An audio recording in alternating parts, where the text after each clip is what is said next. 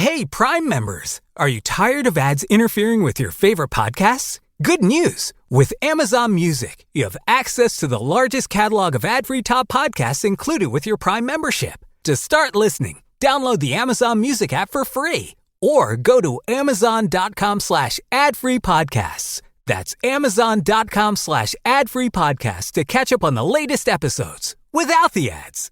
The world's most exciting podcast, home of borders, language, culture. And here he is, New York Times best-selling author and National Radio Hall of Fame inductee, Michael Savage. I'm Michael Savage, host of the Savage Nation podcast, home of borders, language, and culture. Be here or be nowhere. The Savage Nation podcast. Catch the Michael Savage podcast on all podcast platforms every Tuesday and every Friday.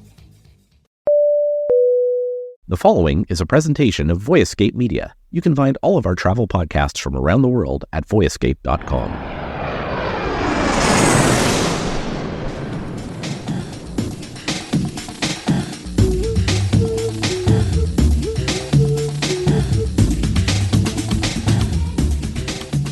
Welcome to episode 2 of season 11 of the Travel in 10 podcast. And today we are going to Paris, France. A lot of people going to Paris this year with the upcoming Olympics this summer. Tim, I know it's a place you've spent a lot of time before. Do you want to maybe just talk a little bit about your experience, how you've got to know Paris? Yeah, absolutely. Paris might be the city in the world that I visited most often. And I've literally lost count of how many times I've been there. And that's not a brag. That's just kind of happenstance. I lived in northern France for about 6 months and played baseball and taught English and did things like that. And Paris was 59 minutes on the TGV. So it was an easy trip in. You could even go in, for an evening, and have dinner and come back. And then, since becoming a travel writer, a lot of roads lead to Paris. So, even just now in December, I was on my way to a conference in Cannes, but my flight routing went through Paris. So I ended up spending some time in Paris on the way. And so it is a city that I just love. And I feel like Paris is Paris, which may sound a little bit obvious, but it's a city that delivers. It's a city that you get there and you go, okay, the chocolate, the cheese, the Champs-Élysées, everything about it, it screams Paris. It doesn't disappoint. And I just can't imagine what it's going to be like for the Olympics. It'll be Paris just times 10, times 100. And I have never had the experience of being in a city for an Olympic Games, but I know, David, you have. So tell me a bit about that. Yeah, it's amazing. If you've got an opportunity to travel to a city during the Olympics, it is unlike anything else you'll ever experience in terms of a travel experience. There's so much culturally happening. Even if you don't have tickets for the events, there's going to be nonstop. All the Olympic sponsors do these amazing sort of different hosting venues. A lot of them open to the public where there's going to be, food, drink, performances happening all the time. The city is more alive during an Olympic event than any other time. For sure, it's going to be a little bit more expensive for sure, and you need to plan ahead a bit more, but I'm definitely going to try and make it to Paris this summer during the Olympics, and it's one I would highly recommend. I can't imagine. It's going to be incredible. It's going to be amazing. I have not spent nearly as long as you there, but we were there about a few years ago now on where we'd done a home exchange where we traded houses with a French family living just outside of Paris in a small city called Dordogne. They came over and stayed at our house for about a month, and we stayed at their place. And so we traveled into Paris regularly during that 3 or 4 weeks that we were living in Dordogne. Oh, that's wonderful. And the transit is so easy in France and around Paris. There's the local trains, there's the TGV. So it's just easy to get around. So even if you're a little bit outside the city, that sounds fantastic. And just being able to live in a French household and soak in some of that culture and get to know the neighbors. That would have been amazing. And when you went into Paris, what were a couple of your favorite things to do there? I mean, we of course went to all the iconic, the Champs-Élysées, the Eiffel Tower, all the iconic things that everybody does. But I liked also getting outside of the city, like the Palace of Versailles is definitely a bit of a trip, and you've got to set aside some time to do it. But on a summer weekend, it is amazing. They do this sort of water fountain show, fireworks show that happens I think it's every Saturday throughout the summers. And it very much lives up to all the hype. It is somewhere that you definitely want to book out a day of your trip and get to the Palace of Versailles. I would say if you've got more than 3 days, at least. If you've only got 3 days, you probably want to just stick to Paris itself. But anything more than 3 days, I would very much add on the Palace of Versailles. How about you? What's your favorite things? Well, I mean, same thing. All the iconic things. I love Versailles as well. I feel like Versailles is perfect. If you're visiting in the summer and you're so sick of the crowds and it's hot and whatever, you just want to get out of the city for a day. I mean, Versailles can be very busy as well, but it's kind of out there in the woods a little bit and just kind of a nice relief. One of my favorite things that I've done in the last few years was I love seeing cities from different perspectives. So I did this motorcycle tour where it sounds a little bit more badass than it actually was, which was I was not riding a motorcycle. I was actually in the sidecar. So it wasn't not so badass. No. It was not so badass. If you're picturing me with like a leather jacket and like super cool, that was not what it was. So I was wearing my cargo shorts and I was in a sidecar.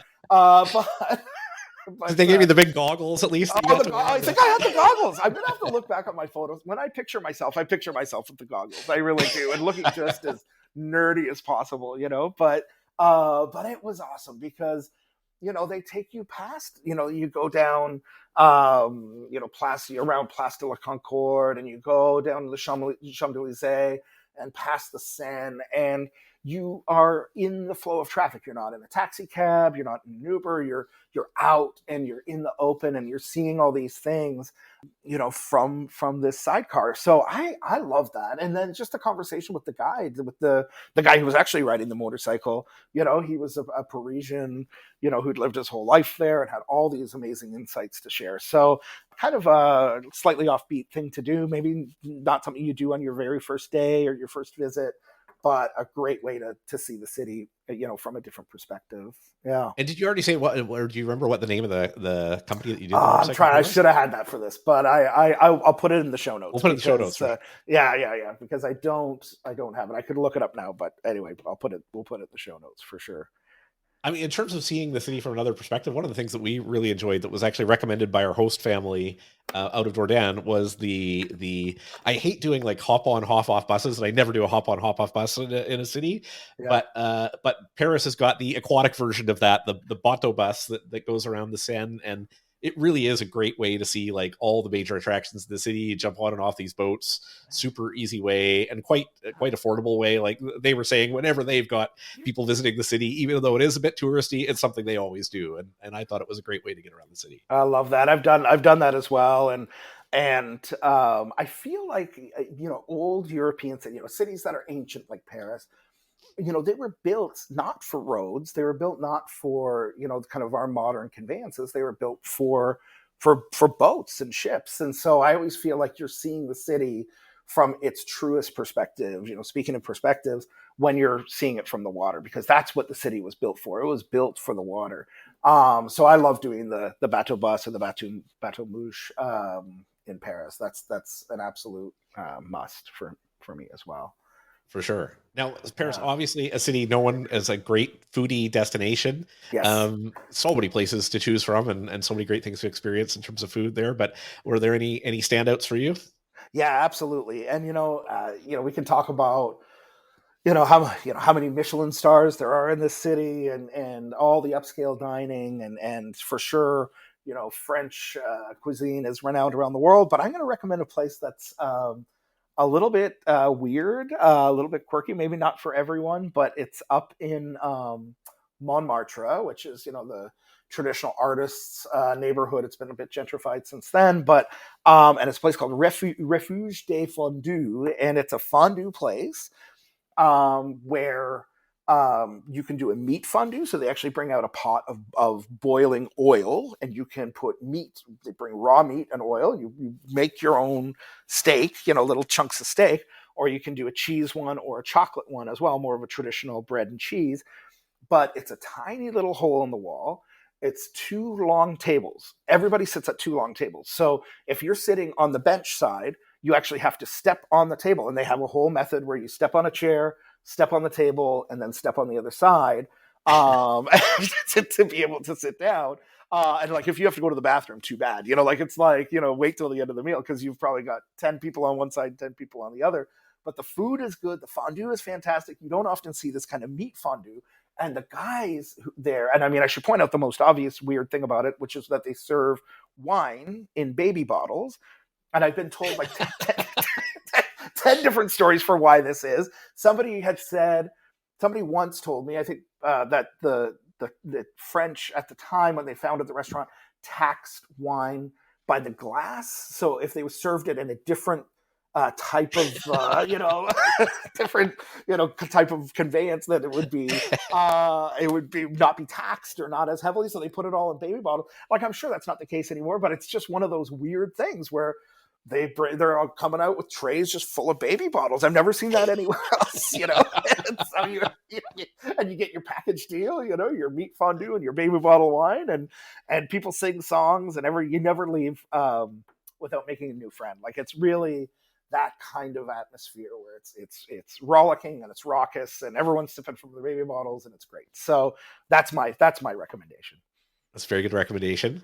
Mine would probably be you were mentioning all the Michelin-starred restaurants in town, and probably one of the first Michelin-starred restaurants we went to, Joel Robuchon's restaurant on the Champs-Elysees. He's sort of the French equivalent of Gordon Ramsay, I guess, so with his chain of restaurants around the world. And one of the things that really impressed me was it was definitely on the more spendy side, for sure.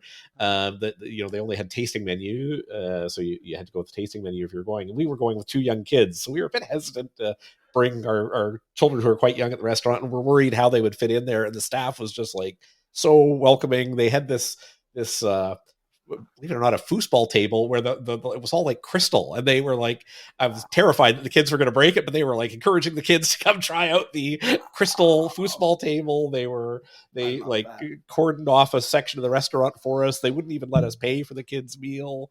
I doubt that's something they do all the time, but it was just, they were super friendly and generous, and not necessarily what you would sometimes you expect going into a Michelin star restaurant. It might be a little bit more difficult to go with family, and that was not the case at all there.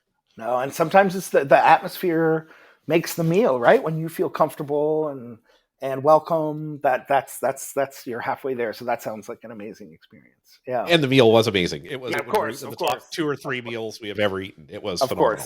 Of course, Michelin star in Paris. I mean, it doesn't get much better than that. Yeah. And pretty iconic where it is too, that you basically step out the door and you've got the Arc de Triomphe right there outside the restaurant as well. Amazing. Yeah. Where do you like to stay when you're in Paris? Well, I mean, I've stayed in all kinds of places. I mean, when I first started going, I was a backpacker and stayed in youth hostels with 16 beds in the room or whatever. Definitely my favorite place was much more recent, when I visited as a travel writer. I stayed at the Park Hyatt. I think it's Vendôme is the Park Hyatt. So right in the middle of everything, walking distance to some of the, pretty much everything you'd want to see in central part of Paris, Notre Dame, the Seine, everything. And then beautiful suites. And I remember the first day, you have these, the French often have these kind of garage door windows that close, and they like shut out all the noise. And I remember the first morning that I woke up, all jet lagged and everything, opening up that window and looking out, and it was just like a painting of Paris. Somebody was like riding a bike with a baguette, bag on the handlebars, and it was just like seeing the best of Paris, just out the window, everything right there. So that's my recommendation. What about you? What's your go-to place? I mean, because we were on the home exchange, we didn't stay at a ton of places, but we did stay at a great Airbnb that, if it's, I'll have to double check and see if it's still up and running or not, because it was a local doctor who, when he was traveling, would put his place up on Airbnb and had a rooftop with a hot tub, a pool table, very cool, like rooftop overlooking the city in his Airbnb. It was a very unique, cool Airbnb. So hopefully, if that one's still around, I'll put a link to it down in the notes. But also, as always, we always stay at all the places we can on points. The Renaissance Arc de Triomphe was phenomenal. An amazing place, amazing views, and very central location. And I know Marriott's just opened a new Moxie hotel. They're sort of more value based brand. Yeah. For like 120, 130 euros a night. Sometimes you can find rooms there in a very central location, very sort of boutique style, hotel there as well. Yeah. Moxies are cool. I stayed in a Moxie once in Athens, and the check-in counter was the same as the bar. So you would just sit there, and people would be checking in, and then people would be like, they'll store their bags for a minute, come and have a drink at the bar, and you got to know people in the hotel. It was this kind of communal feel that you don't get in a lot of modern hotels. Great design touches. I love that Moxie. That's definitely got some cool elements to it. Yeah, absolutely. And I think the idea is, you're not going to spend much time in your room anyway. It's going to be right in the heart of the city. You're going to be out exploring, but when you come back, you're going to have a comfortable bed and even though it is a tiny, maybe a pretty small space. So yeah. Any final can't miss or hidden treasure? I always like to do a can't miss and a hidden treasure. For my can't miss, for sure, it's something that I do every single time I go to Paris, and that's sunset at Sacré-Cœur. So there's this church, Sacré-Cœur Church, white domes up in Montmartre, and it overlooks the city. And people just gather there at sunset, and the whole city is just spread out at your feet. You can see pretty much all of the Notre Dame, the Eiffel Tower, everything. And people bring, you'll have a guy playing the guitar and couples with sharing a bottle of wine. And that whole kind of very Parisian feel is there. It kind of for me, it all comes together when I go to sunset at Sacré-Cœur. And then for my hidden treasure, it's going to be a little bit of a surprising one. To go up Montparnasse Tower, which Montparnasse, if you don't know, is like probably the most hated building in Paris, because I don't know the history of why it happened, but there's this modern glassy tower that kind of sits amongst all the most beautiful buildings in Paris. But you can go up to the top, and there's a lookout, and or whatever they call it, an observation deck. And the great thing is that you get pretty much the best view in Paris. You got the Eiffel Tower, you got everything you want to see, but without having to see Montparnasse. So because you're at Montparnasse, so it's overlooked. I've only been once, but it was a beautiful view and a great way to again get another perspective on the city. Amazing. Well, a couple of final things I would recommend is that we've got a video on our YouTube channel, a good video overview of Paris as well. If anyone wants to jump on and check that out, a lot of the places that we've talked about on the podcast today are featured in that video cast as well. And we're also going to have a downloadable guide to Paris available on our website at travelin10.com as well, with our recommended itinerary, more details on all the places that we've talked about in today's show as well.